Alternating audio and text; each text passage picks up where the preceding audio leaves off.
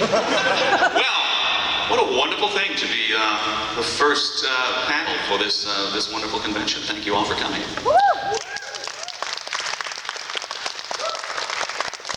And I do have some news. Let me get around in front of this table. I feel separated from everyone here.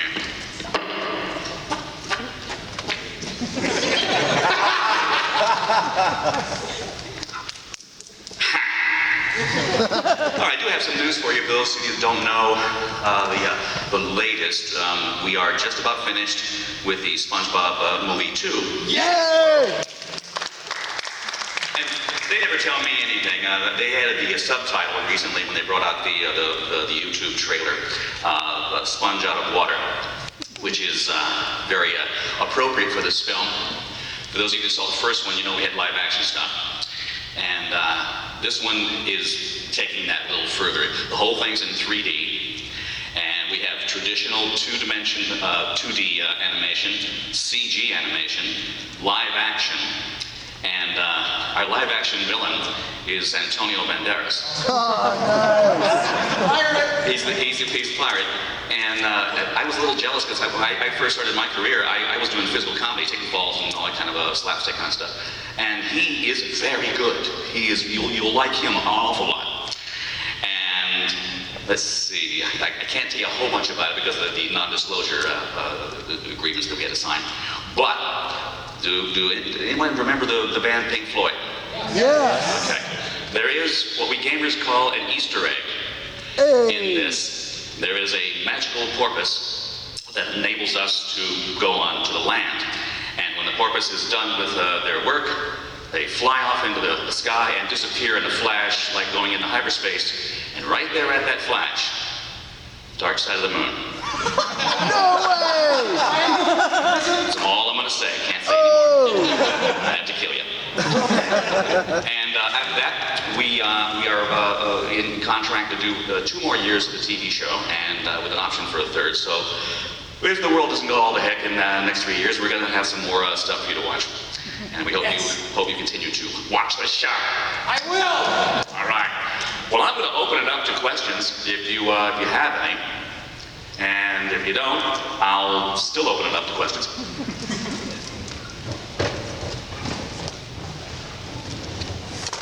Okay, next question.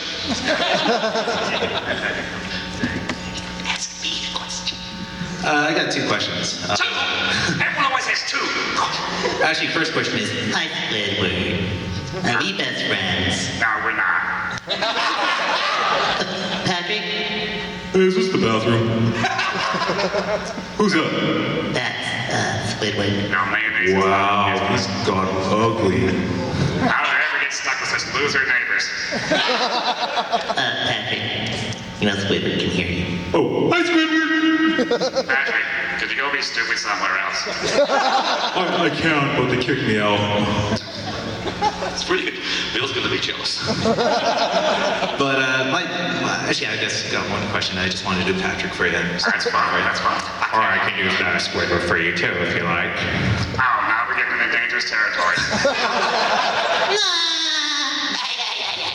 He actually does his finger up and down his throat when he does that laugh.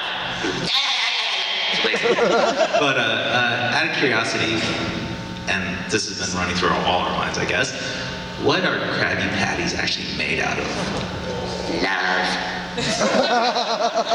It's all in that little bottle that Krabs keeps in the safe. I mean, it's right there to find. You know, Plankton can't get it, but it's simple stuff. I thought that was a decoy. I thought the real one was under his mattress.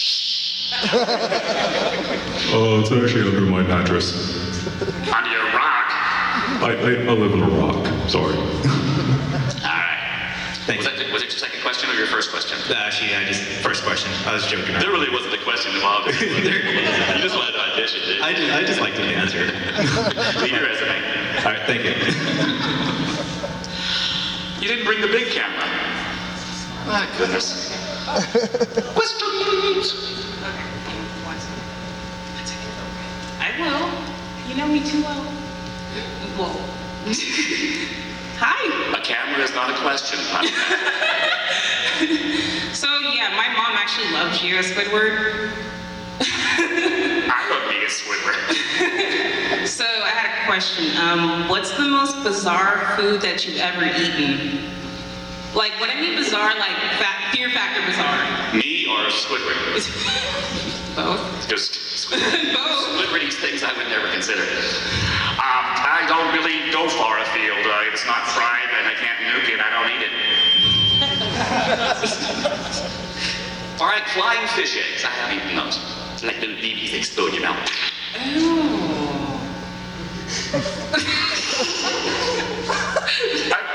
The way you said it, I'm sorry.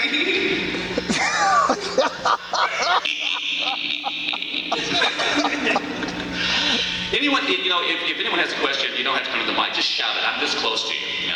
We won't have to do that. Anybody? Well, I've already given you my news. I don't want to waste your time. Shout out, sir. Now, whatever. Do you, sir? Thank you very much. But do you feel any social responsibility as an artist? And if so, how do you plan or how have you addressed that responsibility?